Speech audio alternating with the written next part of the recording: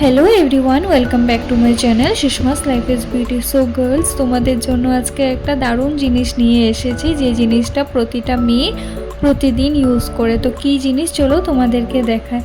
এটা হলো একটা ক্লাচার, এটা হলো উলের ক্লাচার, নিজে বানানো হাতে।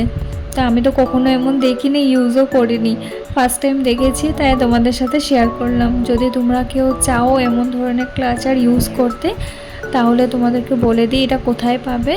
মাকুম কৃষ্ণনগর আমার পার্লারের সামনে একটা কাপড়ের দোকান আছে, সফট টাচ বলে, ওখানে পেয়ে যাবে। আর যদি কেউ চাও কাস্টমাইজ করতে, তাহলে নিজের পছন্দ অনুযায়ী কাস্টমাইজ করতে পারো।